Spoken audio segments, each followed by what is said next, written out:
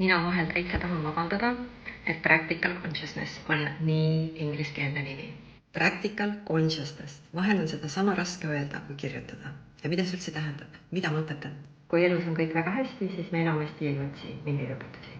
Kui ma arvan, et väga vähestel on kõik aastakümneid väga hästi. Millal mul tekkis vajadus sellise sisemise tarkuse järgi? Millal ei tekkinud? Oleks ma seda kõike teadnud enda kohta inimesena, mida ma tean täna, oleksin ma läbinud kõik keerulisemad faasid elus. Palju rõõmsamana, õnnelikumana, kergemana ja tervemana. Elu on niigi väljakutseid täis, ei pea oma oskamatusega seda enda jaoks veel raskemaks tegema. Ja see ongi see, mida ma õpetan. Kuidas saada aru iseendast, sellest, mis endaga toimub ja sellest, mis toimub suhetes teistega, maailmaga ja kuidas muuta seda, mida saab muuta. Need muutused kogunevad ja ühel hetkel märkad, et kogu elu on muutunud. Vaikselt, aga väga põhjalikult. Peaaegu võimatuna näival määral paremaks. Kõik algab teadvustamisest. See tähendab, et sa õpid märkama, mis sinus toimub.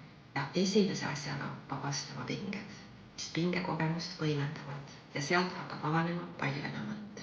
See on praktiline oskus ja see õpib.